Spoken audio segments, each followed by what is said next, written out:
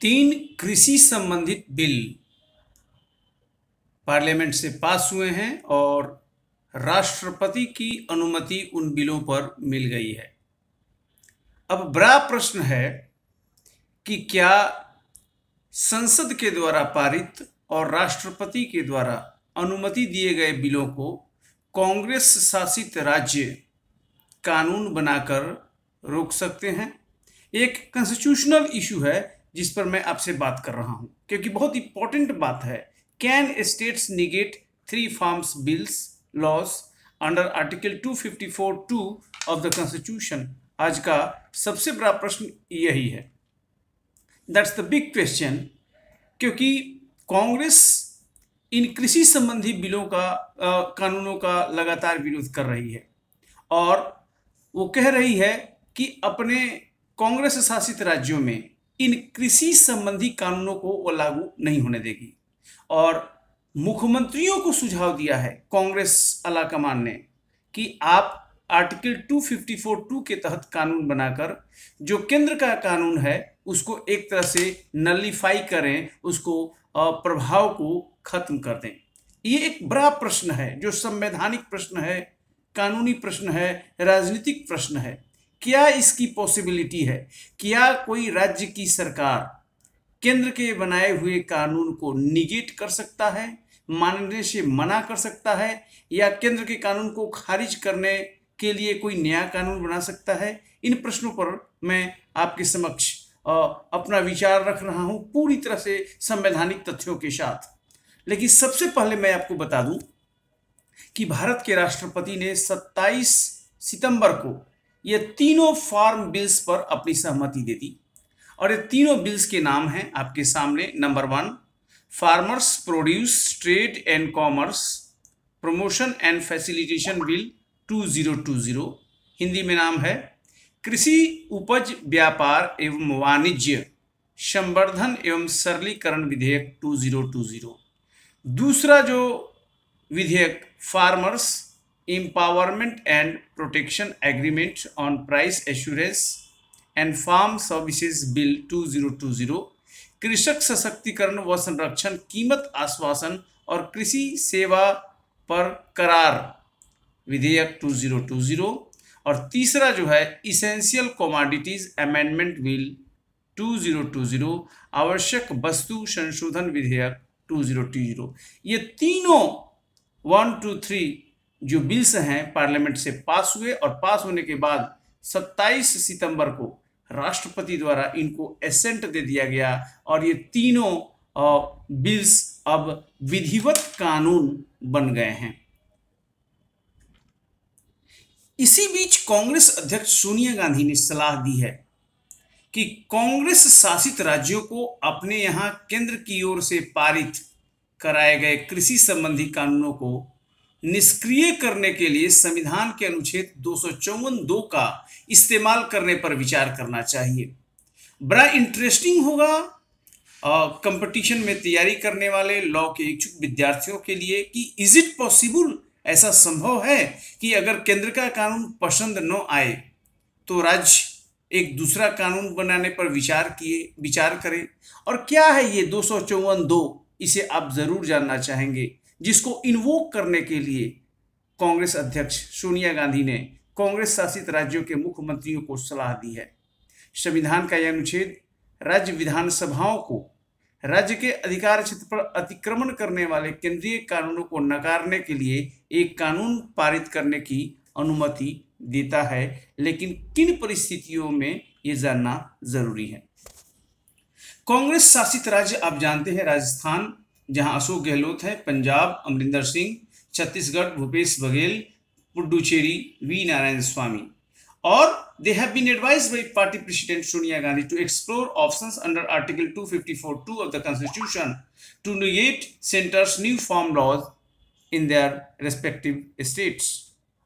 Now आपको मैं बता दूं, जो पहला बिल है जो कानून बन गया है राष्ट्रपति के एसेंट से, that is farmers produce trade and commerce protection and facilitation bill 2020, कृषि उपज व्यापार एवं वाणिज्य संवर्धन एवं सरलीकरण विधेयक 2020।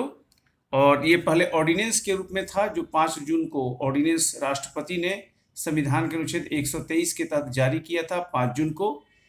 लोकसभा में इंट्रोड्यूस हुआ 14 सितंबर को, लोकसभा ने पास किया 17 सितंबर को, राज्यसभा ने 20 सितंबर को, प्रेसिडेंट का एसेंट मिला 27/9 को, गजट में पब्लिश हुआ 27/9 को, और ये एक्ट का नंबर है 21/2020। ये जो कानून बना farmers produce trade and commerce, इसका एक्ट नंबर है 21/2020 और ये लागू है 5 जून 2020 से, जिस दिन से ये ऑर्डिनेंस जारी हुआ था। तो इस बिल के बारे में थोड़ा सा मैं आपको बता दूं इसके पहले कि मैं आगे बढ़ूं।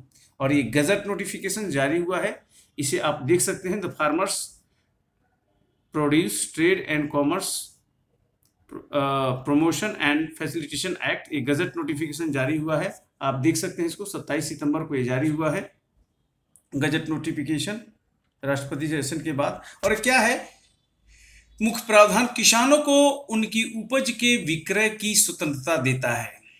किसानों का जो प्रोड्यूस है, जो उपज है, उसको वो सेल कर सकते हैं कहीं भी। ऐसी व्यवस्था का निर्माण जहां किसान एवं व्यापारी कृषि उपज मंडी के बाहर भी, मंडी से ही बंधा नहीं होना है, कहीं पर भी अन्य माध्यम से भी उत्पादों का सरलता पूर्वक व्यापार कर सके। सबसे इसका मेन प्रोविजन है कि मंडी से मुक्ति देता है कि मंडी ही जाना है। आप कहीं पर भी जहां आपको बेस्ट रेट मिले, आप अपने प्रोड्यूस को, अपने उपज को बेच सकते हैं। यह विधेयक राज्यों की अधिसूचित मंडियों, हर राज्य ने अपने नोटिफाई किया है मंडी को, उसके अतिरिक्त राज्य के भीतर एवं बाहर देश के किसी भी स्थान पर किसान को अपनी उपज निर्बाध रूप से बेचने के लिए अवसर एवं व्यवस्थाएं प्रदान करता है। किसानों को अपने उत्पाद के लिए कोई उपकर नहीं देना होगा और उन्हें माल ढुलाई का खर्च भी वहन नहीं करना होगा। सो कुल मिलाकर मेन प्रावधान है कि आपका प्रोडक्शन है, आपका उपज है, आप जहां चाहिए बेचिए। ऐसा नहीं कि जो मंडियां हैं वहीं तक आपको जाना है। विधेयक किसानों को ई ट्रेडिंग मंच उपलब्ध कराएगा। आपको इंटरनेट के माध्यम से, ई प्लेटफॉर्म के माध्यम से आपको बताएगा कि ये कैसे हो सकता है। इलेक्ट्रॉनिक माध्यम से निर्बाध व्यापार सुनिश्चित किया जा सके। मंडी के अतिरिक्त व्यापार क्षेत्र में farm gate, cold storage, warehouse, प्रसंस्करण यूनिटों पर भी व्यापार की स्वतंत्रता होगी। किसान खरीदार से सीधे जुड़ सकेंगे, जो परचेज करने वाला है, जिससे बिचौलियों को, बीच में जो बिचौलिए का रोल करते हैं, उनको जो लाभ मिलता है, मिलने वाले लाभ के बजाय किसानों को उनके उत्पाद की पूरी कीमत मिल सके। ये एक तरह से कानून का उद्देश्य है, कानून बन गया है। The act seeks to allow barrier free trade of farmers produce outside the physical premises of the markets notified under the various state agriculture produce marketing committee laws, APMC act कहते हैं। ये एपीएमसी एक्ट के तहत मंडी notified हैं। इस मंडी से बाहर जा सकते हैं आप, विद इन स्टेट और स्टेट के बाहर भी। The bill will prevail over the APMC acts in the area outside such markets.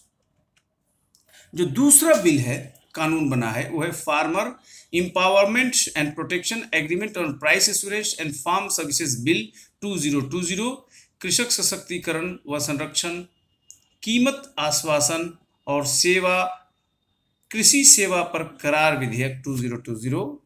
5 जून को ऑर्डिनेंस जारी हुआ, 14 को लोकसभा में पेश किया गया सितंबर को, 17 सितंबर को लोकसभा ने पास किया, 20 सितंबर को राज्यसभा ने पास किया, राष्ट्रपति का एसेंट 27 सितंबर को, गजट में पब्लिश हुआ 27 सितंबर को, और एक्ट नंबर है 20/2020 और ये एक्ट लागू है 5 जून से, जिस दिन से ऑर्डिनेंस लागू हुआ था। और ये एक्ट में पब्लिश हुआ है, आप देखिए 27 तारीख को ये है act, the farmers empowerment and protection agreement on price assurance and farm services act 2020, और ये 27 को पब्लिश हुआ है गजट ऑफ इंडिया नोटिफिकेशन में।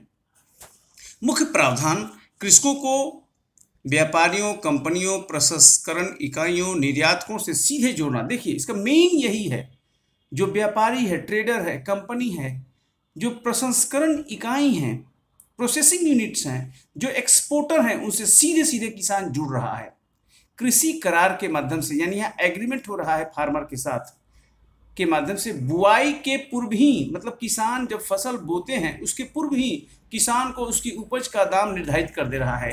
बाद में चाहे फसल हो या ना हो वो दूसरी बात है, उसकी बात नहीं कहेंगे हम। पहले ही रेट फिक्स हो जाता है, रेट का बाद में कम कम हो ज़्यादा उससे मतलब नहीं है। फसल जितना होगा उसके अनुसार उसका काम हो उतना मिलेगा उसको, क्योंकि ये रेट पहले से फिक्स है। बाद में जो फसल हो उसका रेट पूर्व निर्धारित दर पर मिलेगा। बुआई के से पूर्व किसान को मूल्य का आश्वासन, ये सबसे बड़ी बात है कि पहले ही रेट फिक्स हो जा रहा है कि किस रेट पर किसान को मिलेगा, ये पहले फिक्स है। बाद में दाम घट जाए बढ़ जाए उससे मतलब नहीं है। दाम बढ़ने पर न्यूनतम मूल्य के साथ अतिरिक्त लाभ का प्रोविजन है। इस विधेयक की मदद से सरकार बाजार की अनिश्चितता का जोखिम किसानों से हटकर प्रायोजकों पर चला जाएगा। पहले क्या है भाई, बहुत प्राइस नीचे हो गया, किसान को लॉस होता था। अब रेट पहले से ही फिक्स हो गया, बोने के पहले ही मूल्य पूर्व से ही तय हो जाने से बाजार में कीमतों में आने वाले उतार चढ़ाव का प्रतिकूल प्रभाव किसानों पर नहीं पड़ेगा। इससे किसानों की पहुंच अत्याधुनिक कृषि प्रौद्योगिकी, कृषि उपकरण एवं उन्नत खाद बीज तक होगी। इससे विपणन की लागत कम होगी और किसानों की आय में वृद्धि सुनिश्चित होगी। किसी भी विवाद की स्थिति में उसका निपटारा 30 दिन में स्थानीय स्तर पर करने की व्यवस्था की गई है। कृषि क्षेत्र में शोध एवं नई तकनीक को बढ़ावा मिलेगा। ये मुख्य प्रावधान है एक तरह से कृषि सशक्तिकरण संरक्षण कीमत, जहां पर कॉन्ट्रैक्ट हो रहा है फसल बोने के पहले ही। Farmers empowerment and protection act facilitates creating a national framework for contract farming. यहाँ से कॉन्ट्रैक्ट फार्मिंग हो रहा है, इसको लीगलाइज किया जा रहा है through an agreement between a farmer and a buyer before production और rearing of any farm produce. It helps protect farmers engaging with agri-business firms, processors, wholesalers, exporters, or large retailers for farm services and sale of future farming produce by a mutually agreed lucrative price framework in a fair and transparent manner through a contract. The Act provides for a 3-level dispute settlement mechanism by the Conciliation Board, Subdivisional Magistrate and Appellate Authority. Now the third जो law है वह essential commodities amendment bill 2020। 5 जून को ordinance जारी हुआ, 14/9 को लोकसभा में introduce हुआ, 15/9/20 को लोकसभा पास किया, 22 को राज्यसभा ने, 27 को प्रेसिडेंट ने असेंट दिया, 27 को पब्लिश हुआ।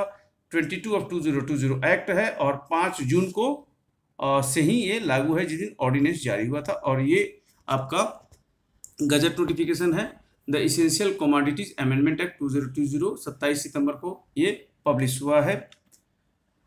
और इसका उद्देश्य क्या है, निजी निवेशकों के व्यावसायिक कार्यों में, जो निजी निवेशक हैं, प्राइवेट इन्वेस्टर्स हैं, उनके व्यावसायिक कार्यों में अत्यधिक विनियामक हस्तक्षेप वाली उनकी आकांक्षाओं को दूर करना। जो अधिक रेगुलेट होता था और इंटरफेरेंस होता था उसके आशंका को दूर करना।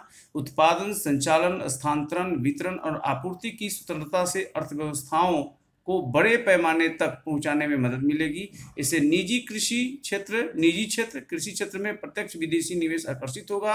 ये कोल्ड स्टोरेज में निवेश और खाद्य आपूर्ति श्रृंखला के आधुनिकीकरण में भी सहायता करेगा। सरकार ने विनियामक वातावरण को उदार बनाते हुए यह भी सुनिश्चित किया है कि उपभोक्ताओं के हितों की रक्षा की जाए।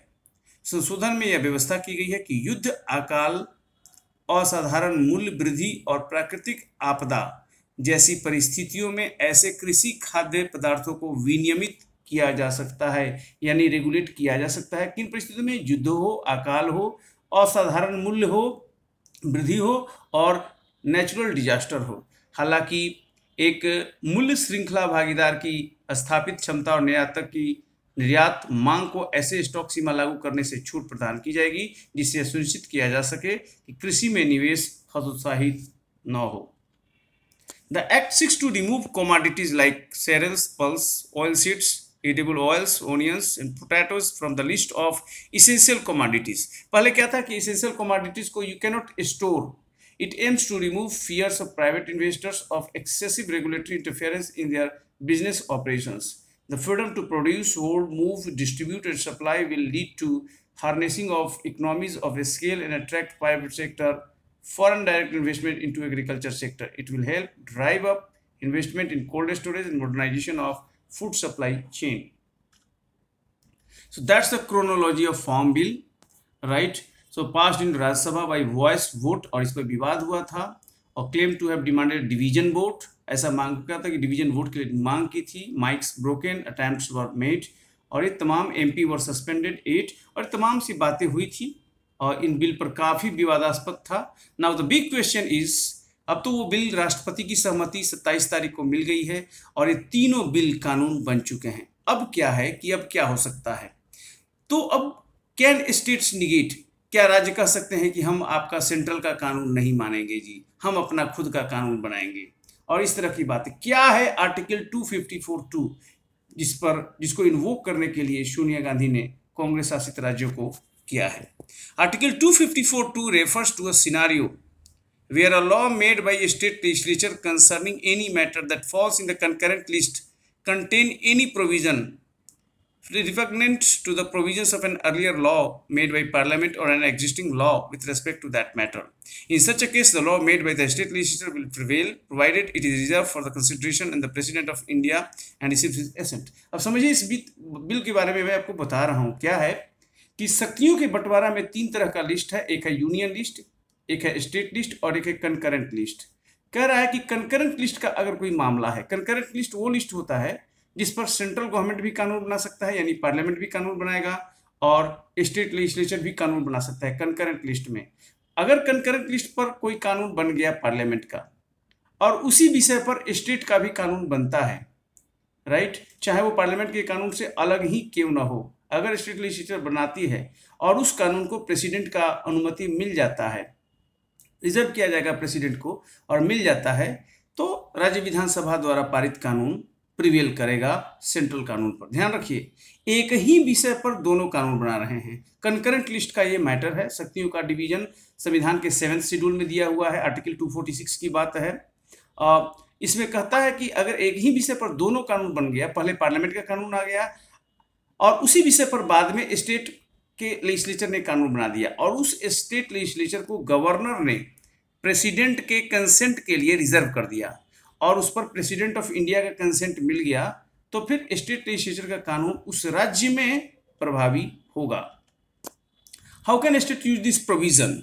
The provision gives flexibility to state legislature to make a law different from what is applicable in that state due to parliamentary law already in operation. वही मैं कह रहा हूँ, अब तीनों फार्म लॉ तो लागू हो गए, पार्लियामेंट का कानून है तो तीनों लॉ में लागू होगा, लेकिन इन तीनों विषयों पर अगर राज्य की सरकार कानून बनाती है और उन कानूनों को विधानसभा से पास होने के बाद राष्ट्रपति को भेजा जाता है और प्रेसिडेंट ऑफ इंडिया उसको अगर कंसेंट दे देते हैं, तो फिर स्टेट लेजिस्लेचर का कानून वहां पर लागू होगा.